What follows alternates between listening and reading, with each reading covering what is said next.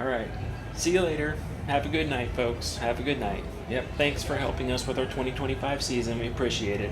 Have a good night, folks. Safe drive home. Be careful out there. Have a good night. We'll see you next year. Bye. All right. Now that they're gone, let's talk about them. All right, everybody, good morning. Welcome to the 2025-26 overhaul season. I like to say that it's going to be a nice, relaxed schedule, but as you know, we're actually starting off behind. We only have 5 months to tear the park apart, put it back together, and make everything work like nothing happened. So I'm going to need volunteers for taking stuff off the track. As you know, this week is teardown week, so I need some volunteers to go through and head up certain projects. Any volunteers? I'll volunteer. Okay, why don't you go do the old aero coaster? Let's start with that one. And you and pick 2 other people and go out there and jerk that thing off. All right, you want me to go out there and jerk it off? Yeah, as quick as you can. That way we can move on to other things. So you want me to do it quickly? Yeah, what part of this aren't you understanding? Why is this so hard? Does anybody else want to do this project instead? I'll jerk it off. I mean, you want me to? Okay, that's... Wait, you... get your mind out of the gutter. Now get ready. Here we go. Ladies and gentlemen, welcome to the Ryan Ride Mechanic channel. How the heck are you doing today? Alright, today's video, we're going to talk about what parks are doing right now. It's early November. A lot of parks have just now closed down. Not all of them, I understand, but a lot of parks have closed down for the off season, for the winter time. So it happens every year right around this time. I get a lot of people contacting me, new to the channel, not new to the channel, some people curious and saying, hey, what are parks actually doing right now? What do they actually do? What is it? So I've done videos before on refurbishments. That's nothing big. But what I wanted to do is I wanted to say that this is how the park gets there. This is how the park arrives at that point. It's not just all chaos. So where does refurbishment start? Okay, so last night they closed the gates to the park. The park is now officially down. It will not open again. We're just going to say till early April. Late March, early April, somewhere around there. What are maintenance guys doing? Are they just now starting off knowing what to do? It's actually like, no, they're not. They actually have known what to do for a long time now because the refurbishment planning actually starts shortly after the gates open. Midway through the summer, right around there, that's when supervisors like myself, I used to be a supervisor, would go through and we would start making rehab lists and ride edits and things like that of what we needed to do for equipment once the park went down. These pieces of equipment, by that I mean rides, these equipments are not easy to plan for. They're not easy to say like, oh, we'll just go get this. You can't go down to your local hardware store and pick up a repair part that you're going to need during the off season. Most of those come directly from the manufacturer, and that's not something that is like, oh, we just go to the manufacturer in the next state and buy that. Not the case. They're overseas. So you have shipping that has to come over to the US. Sometimes you buy really big components. They have to come in containers, which means it's on a boat.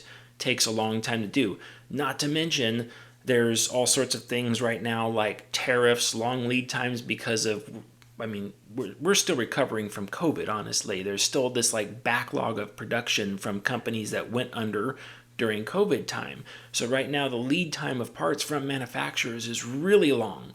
It could be like, say, hey, I need this part from you, and that manufacturer might come back and say, you know, that's a 10, 15 week or 20 week or 30 week lead time. You're talking half a year lead time. It's like, yep, if you put that order in today, it will not be here for 6 months until that part might actually be available to ship out to the park. That's a lot to do. Oh, while we're getting in the video, make sure you like and subscribe. This is your first time here. I do this sort of stuff all the time. I try to release once a week. So please like, subscribe, share, comment, watch another video if you can. Parks always keep a mental running tab of what they want to do to rides during that off season. Earlier than that, the parks have to budget for that. So the park's coming up and they see like, okay, this is what we're going to budget for the forecasted next year. It's like, all right, so if the park wants to do something special, like they wanted to, say like replace all the standard over-the-shoulder restraints with more of a comfort collar type restraint that the ride manufacturer might offer. That's not a cheap process, that's $300,000 or $400,000 to upgrade a set of restraints. So that's not something the park can just reach into their own pocket and pay for. Most of the time that is a corporate expenditure.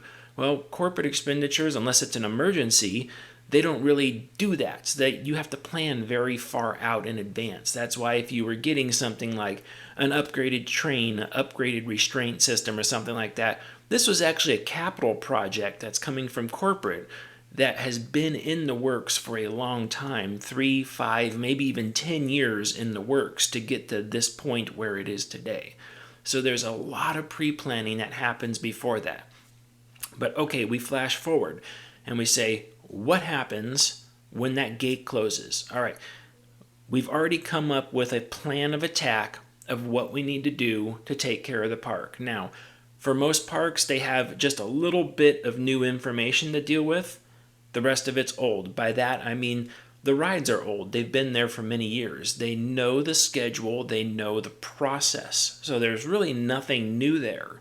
But sometimes you get a new ride where that is an unknown thing. You have an idea of what to do to it, but you haven't actually done that yet. You haven't gone through and actually said, yes, we know how to do this. We're going to do this. It's great. No, there's an air of unknown in those new rides. So new rides always throw a monkey wrench into the situation. So the first thing you have to do, almost every park does this, the first thing you have to do is go through and pull off all the roller coaster trains that you're going to refurbish as quick as you can. That you're going to refurbish, that you're going to refurbish. So the reason behind that, some parks choose not to refurbish all of their trains every single off-season. Some of them have worked out special deals with manufacturers, engineers, and stuff like that to say that the train doesn't last on a 1-year cycle. The train might last on a cycle count, which is where they say, okay, after X amount of cycles of the train running around, it has to come off and be refurbished.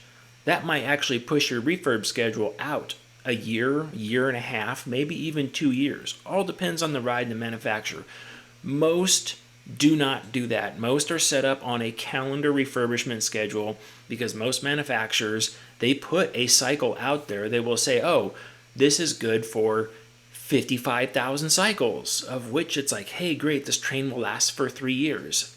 And they say, or 1 calendar year, whichever comes first. If you're a park that doesn't run it much, you're going to come up on that calendar year first. If you're a park that just runs the piss out of the ride, you're going to come up on that cycle count first. So it all just depends on how you operate your ride. Now, when you schedule the refurbishments of the trains, it's important to know which ones are your biggest problems. By that, I mean, every park does this. They take stuff apart and they know in one particular ride, in one particular train, they know they're going to find cracks. They know they're going to find broken components. So those rides are typically the first ones to come off and be torn down because when they start their NDT or non-destructive testing process, that NDT will instantly start to show cracks and things like that. It's like, okay, we had a ride like that. That was our GCI wooden coaster. Nothing against the GCI company. Their stuff was great, but Woodies are quite rough on the equipment. They are. The GCI trains were actually pretty stiff as well. I don't think that helped those out. I think the old style trains like Philadelphia Toboggan Company, those stuff, they bend and flex enough to where they don't crack too much. But the GCI trains we had, they cracked a lot. So it was like, okay, what did we have to do? It's like, okay, so that was one of the first roller coasters off every year. It's like we pulled that one off and we instantly brought it back to the shop and we had people start tearing it down. The schedule of which you do this stuff also is dictated by how many people you have working for you. If you have a crew of 30 people, well, that's not unlimited manpower because if you got a crew of 30 people, that probably means you've got a really big park to take care of. If you got a crew of 10 people, that means you've probably got a smaller park to take care of. So you're going to want to pull the trains that you know are going to eat more manpower, time, and effort. You want to pull those off first. Other things like one-off shuttle trains and things like that, they're going to be later on because there's typically less componentry to those to take apart and do. So the first step is to get all the trains off the track that you're going to refurbish. And like I said, some of them have different schedules. Sometimes you have multiple trains where you cycle through them during the season. If you ever noticed, there's plenty of rides out there that do this. You ever notice a ride that has a work bay that can hold 3 trains? And the park has 3 trains, but they're always running 2 trains. We did that a lot, especially as we used 2 trains and ran them throughout the season. We never gave the 3rd train out because that 3rd train was in refurbishment all year long. Not the one train. Let's just, as an example, train 3 would be out on the track and train 2 would be out on the track. Train 1 was in refurbishment. 3 or 4 months into the year, well, train 1 comes back on the track. Train 2 goes out for refurbishment and train 3 is running. And then about another 4 or 5 months later, somewhere right around there, we pull train 3 off the track. Now trains 1 and 2 are running and 3 is off the track.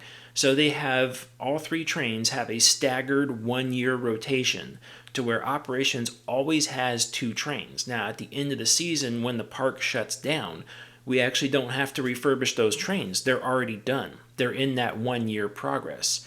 What we do during that time is we work on the track and structure. We'll get into that a little bit. All right, so when you pull the trains off the track, what do you have to do to get them off the track? Typically, there is a transfer spot. There is somewhere on the track where you can go to remove those vehicles from the track. Some aren't that easy. Our old wooden roller coaster, we actually had to dismantle part of the wood laminate stack, and we had to take the inside guides off in order to lift the coaches out of the track.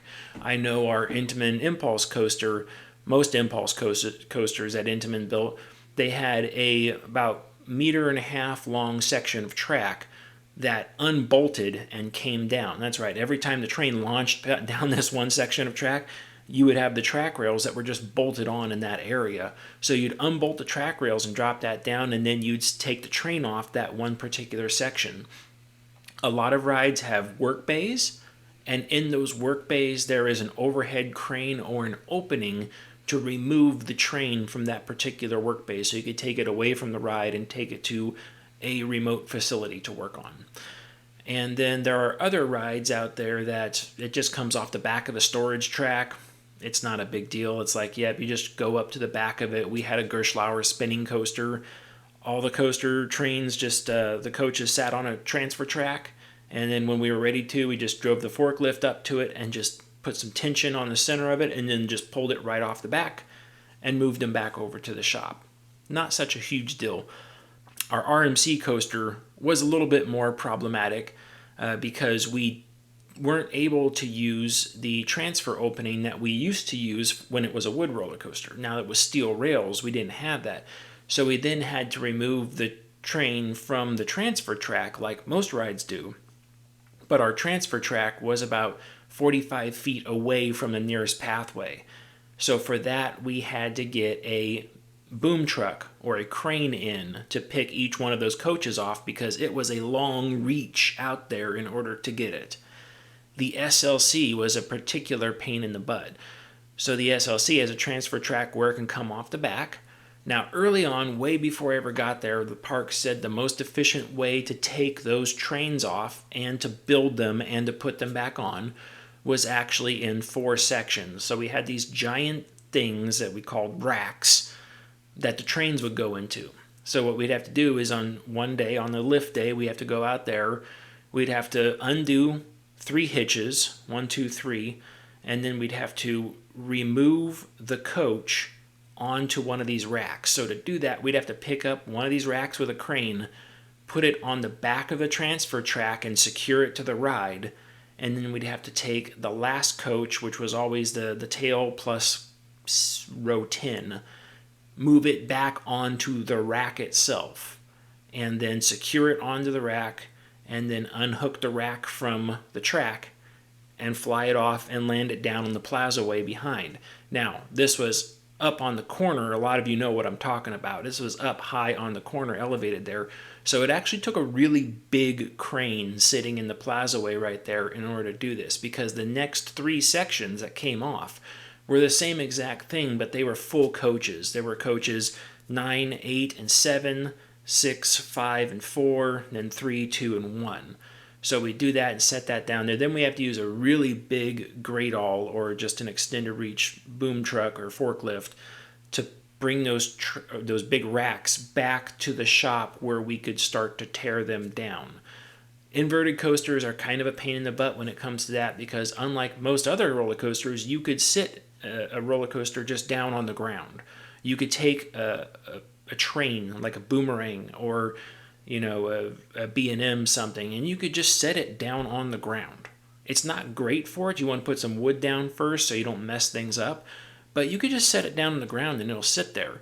An inverted roller coaster typically doesn't sit down on the ground because the part that is really flimsy that you want to be extra careful of, which is the seating area where the passengers sit, is the area that would sit on the ground, and you don't want that. So if you were to say, well, we want to take an invert off and store it on the ground, it would honestly be better if you were somehow able to flip the whole thing upside down and lay it down on the ground that way.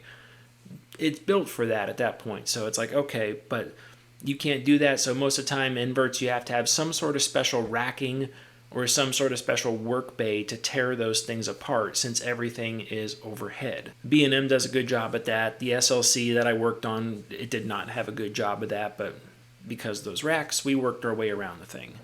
Impulse coaster. The Impulse coaster was one of those weird ones. It was able to come apart in 2 pieces and set down on the ground. So we were able to work on it down on the ground, but what we had to do is, in the station, we had to drop the bottom half of the train down from underneath it and then remove the top half of the train. That was a process. And then a redesign of those trains midway through my employment there, it made it to where the whole thing came off in one section and then could sit down as an entire assembled coach all in one piece on top of the ground, which is the way a lot of them are now.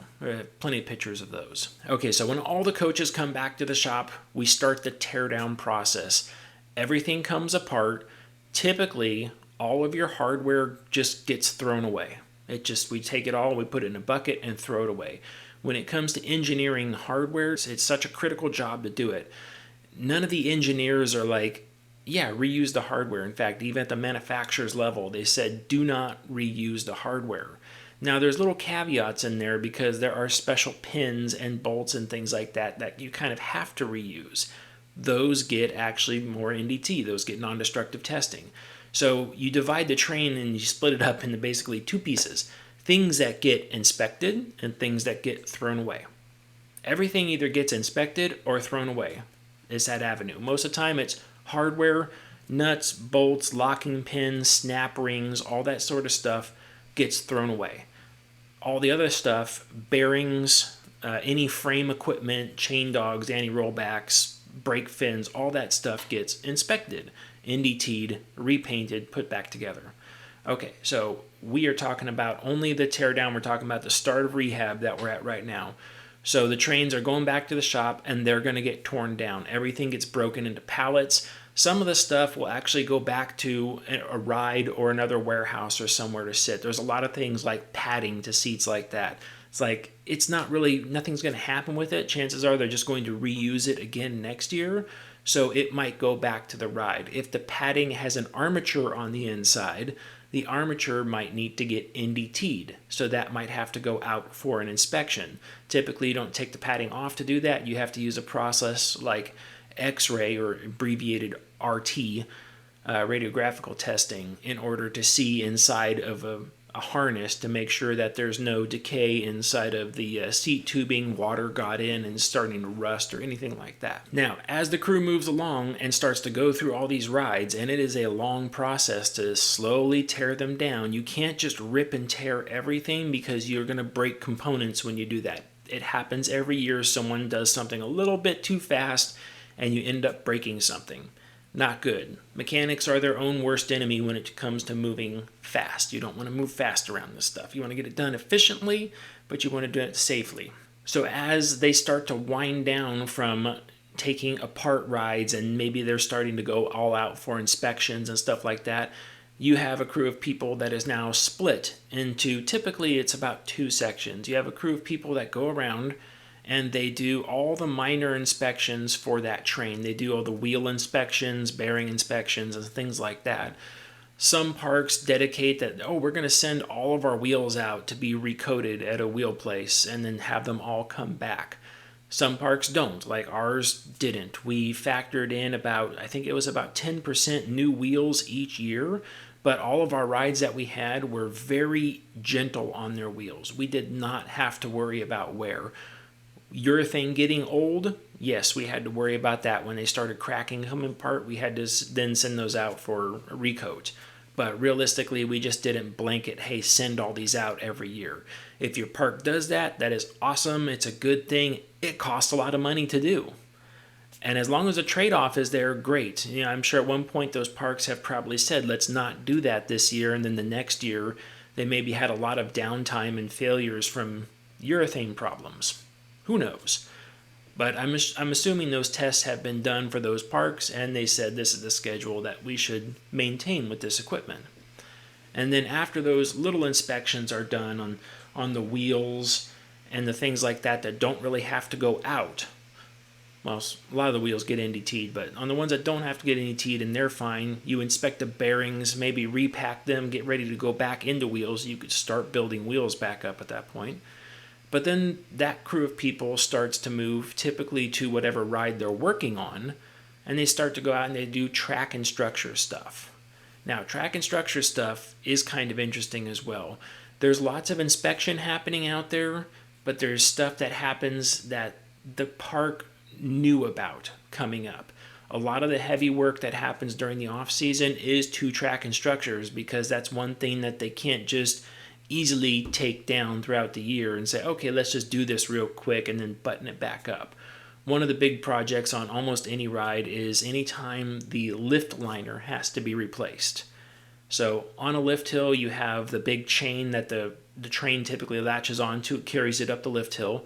Well, that chain is inside of a trough, and the trough is lined with a big piece of plastic underneath it. That plastic is typically made of a material ultra high molecular weight plastic, abbreviated UHMW.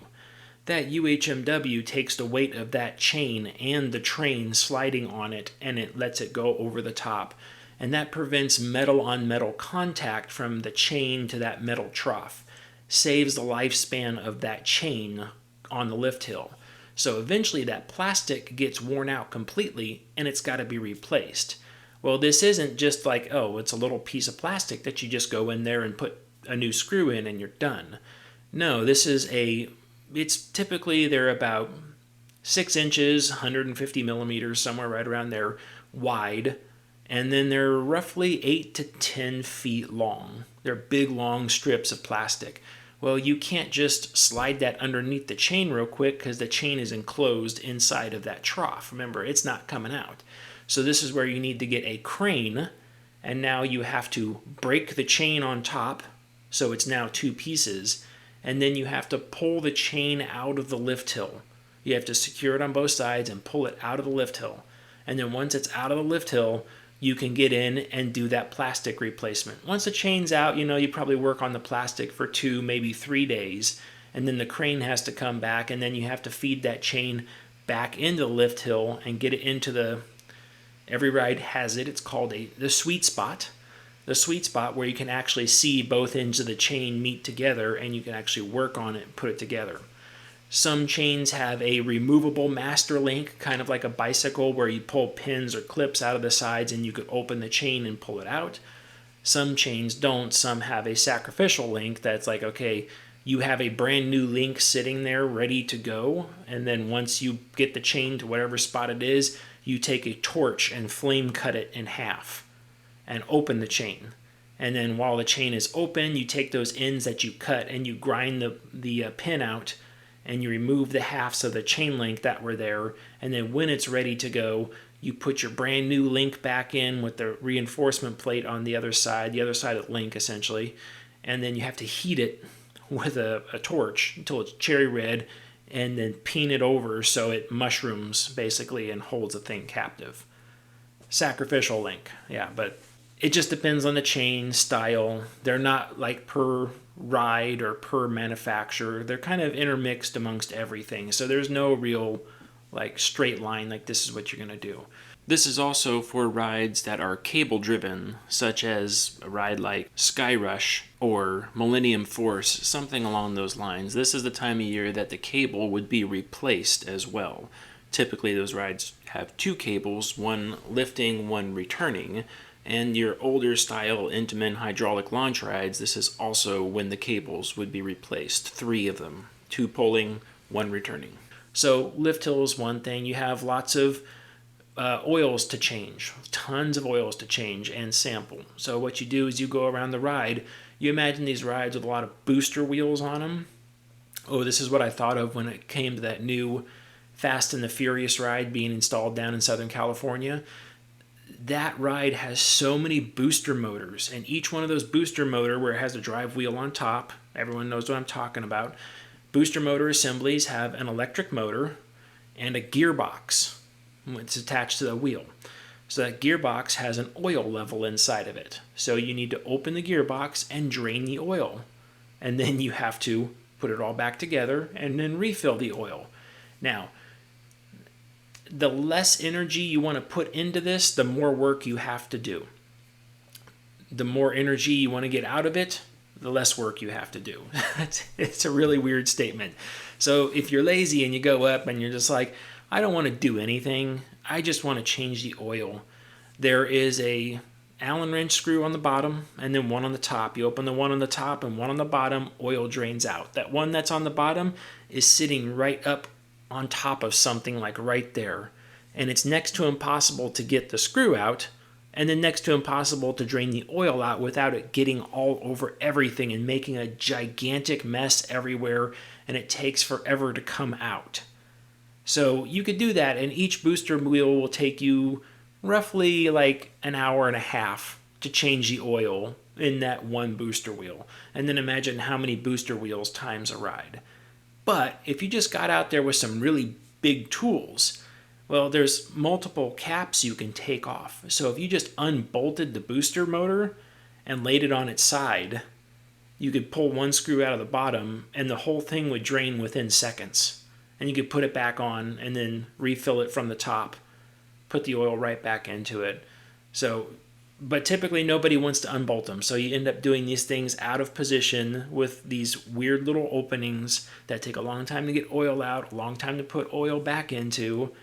It's a mess at the same time because you get gear oil everywhere. Then sometimes you go to one where it's like you open it up and some water comes out of it. Then you do have to pull that whole gearbox off because that thing is leaking. It's leaking water on the inside.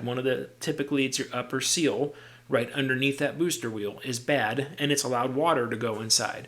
That's going to destroy all the bearings inside that thing. So you have to take it off, take it back to the shop, remove the whole gearbox, take it apart, put a new seal in it, put it all back together, assuming you have the stuff. Or if you don't, you have to take it off and then you have to ship it out to a company that can work on that and has the stuff and they're able to do their repairs on it, give it back to you. That's more money, also more time. Next is the brakes. Now, throughout the year, we always replace the brake lining. When I talk about brake lining, it's like right here. It's the brass that's inside of this. Typically, throughout the year, you replace this brake lining as the units wear through it. The further down that wear happens, the more likely it is to be replaced throughout the year. And then during the off season, you're left with this like, well, what do? Do we replace a bunch of brass just to make it good? It's like, well, yeah, you could. Or if the ride is easy on its brakes, you could just replace a little bit just to get it back up to where when the season starts back up, it just falls back into its normal pattern. Brass on the old style brakes like that, I say old style because brass in general is kind of an old thing. Everything has been switched to magnetic.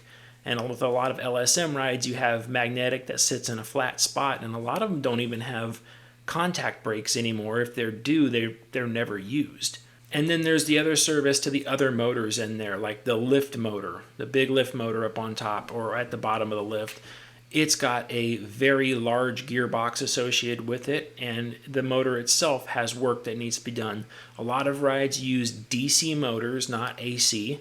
The majority of rides use DC motors out there to make the amount of torque that they need to put into that gearbox. You can use AC, and there are plenty of rides that use AC motors, but you just need a super huge AC motor, and they're hard starting on a lift that has a giant load on top of it, like a big heavy train sitting on there.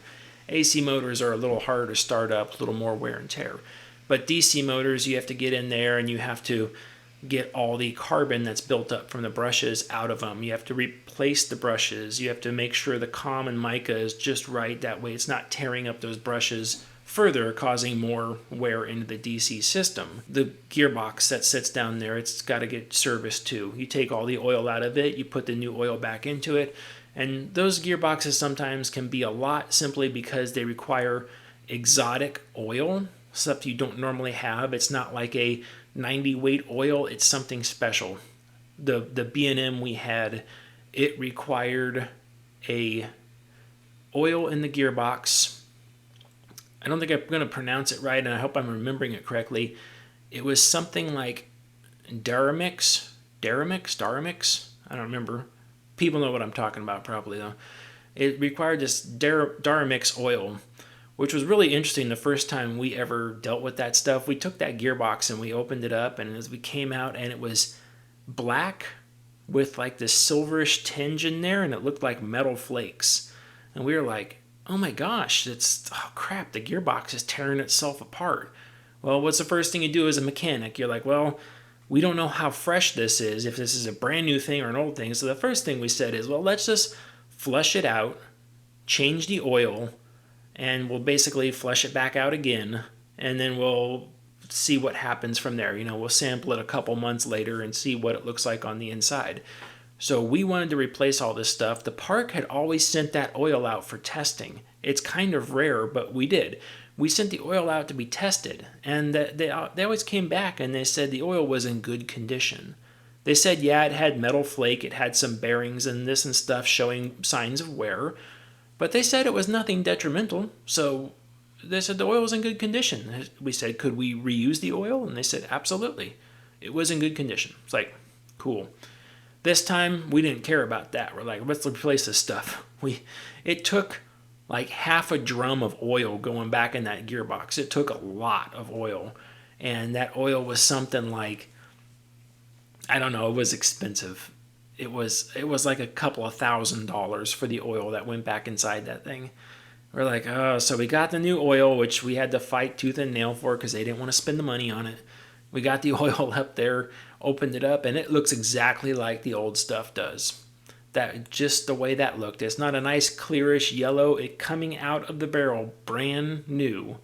It's dark, almost black, and it's got kind of a silverish tinge to it, and it looks like little tiny metal flakes on the inside of it. So some things take really exotic oil that you have to be careful of around there. And then going back together, I don't want to focus too much on the other side of it because this is more just for right now, like refurbishment starts and it starts going. But the way the calendar works out is as you start to put things back together, it has to be done in a certain order in reverse because you not only need to get the ride back up and running, typically, like for where I was in particular, we had to get the ride back up and running in order to have the state come in or a governing body come in and look at it and test it and give it the thumbs up for the year. That way the park can get their license renewed to actually operate that equipment. On top of that, operations had to come in and train their new personnel, retrain their old personnel, and make sure their certifications were up and running, ready to go before the park opened back up as well. So the schedule has to be met on the other end of it to make sure that if it's a ride where operations or testing, where you need a long time to test with that ride, that you make sure it's available in order to do that, because there's nothing worse than putting a ride together late. Opening day comes around and it can't operate because there's not been enough people trained on it because we handed the ride over late. Yes, we've done that a couple times. It's not fun. You get in a lot of trouble for doing that. But typically the park has some reason as to why that happened. Like we took something apart and we had a pin that was failed on the inside. It went to NDT and they said, nope, this one's cracked. And that one pin we didn't have. Nobody else in the system had. And we went back to the manufacturer, and the manufacturer says, we'll have to emergency make that pin for you. It's still going to be 8 weeks. And it's like, okay, there's not much you can do at that point. If you didn't have one in stock and no one else has one, the manufacturer says it's 8 weeks, you're 8 weeks behind at that point. That is no fun. And then during this time, during the off season, the question is, I get this all the time too, do ride mechanics still work? It's like, yes, not only do they still work at doing all this stuff that I was just explaining, but typically this job also requires a lot of overtime as well. During the off season, this is when you'll start hearing mechanics talking about working 6 days or maybe even 7 days work a week, 10 hours, maybe even 12 hours a day. The shifts start to become long, days off start to get canceled and things like that, in order to focus all the power and energy on putting everything back together. And then going back out into the rest of the park and doing that stuff as well. Now, away from roller coasters, if we move back from there, in the park, as soon as the gates close, you start your same refurbishment on your flat rides as well. Now, just because they're not really big roller coasters doesn't mean that a flat ride doesn't take a lot of time and energy to do. There are plenty of flat rides out there that take even more time than a major roller coaster to refurbish, because they have lots of small components and they typically are hard to get to. They're not that easy to work on. You have to work on things out of position. Locks and cams have to come apart. Huss equipment, I remember our top spin, we had to x-ray all the restraints every year. We had to take locking pins apart. Stuff had to be sent back to the manufacturer to be inspected every year. It's like that took a long time to do. And then you have to go around and do things like replace light bulbs, replace brushes on slip rings, check communication on wiring. Sometimes there's wiring that's just like, this is no good, it's becoming really fragile, and you just end up one year saying like, okay, we need to replace the whole wiring harness that goes into here. Sometimes on flat rides, that could be a month-long project by itself. And typically most parks have way more flat rides than they do major roller coasters. So the crew of people out working on the flat rides, it's a non-stop process that just keeps going, and it never stops. Taking apart sweep arms to rides, replacing bushings, replacing bearings, putting stuff back together. You pretty much need a small boom truck or a crane to do the majority of things on these rides. A lot of them are meant to be traveling, and they expect to be serviced that way as well. They say, oh, you got to replace these big bearing bushings. Parks might be like, how do you replace that? Well, the traveling guys are sitting there, well, that's no problem. When you take it down, you just pull the bearings out and replace them. Well, your park guys are like, well, we never take that down. And this is where the two worlds collide, and it's like, well, you better start learning how to take that thing down, because that's how you replace those bearings inside of there. And sometimes parks cave and they'll have somebody else come in and do it. Like, you take that arm and stuff apart and replace those bearings, and then we'll do it, put it back together. We had this guy that came through and he did all the Huss servicing. I'm not sure if he still does it, but if you've had the Huss ride serviced in the U.S., then yeah, you've probably met this guy. I remember he was changing the bearings out on the pivot side of our top spin, and he had a bearing that was stuck in there and just would not come out, and they had that thing wrapped around, and they were pulling on that bearing, and he spent a good 3 days getting that bearing out. When it finally came out, it didn't come out and just start moving. It came out with a boom, and it came apart. So much to the point where he stopped, and he had to call his loved one and say, I love you, because that was close. Like, it came apart in a bad way. You got to remember, even though people aren't on these rides, the rides themselves present hazards every single day. They're big, they're heavy, they're not forgiving if you get in their way. They don't care about people. If you get someone inside of a moving assembly and then rotate it, it doesn't care. It will just flat out obliterate somebody. So every day you go to the park, whether you're a mechanic or a person, you have to be careful about that stuff, because that equipment is big and it doesn't care about you. Mechanics especially, because we put ourselves in all sorts of weird, dangerous spots on rides. Understandably so dangerous because they require us to lock out the ride and do things like block stored energy and things like that. Now, the worst one of these rehabs of all, it's also typically the first one started. Water rides. Water rides absolutely suck to work on. 100% suck to work on. There's nothing on them that comes apart easy. Nothing on them that goes back together easy. The material gets worn down from all the chemicals inside the water.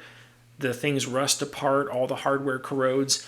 The first tool you bring to a water ride to refurbishment is a cutting torch.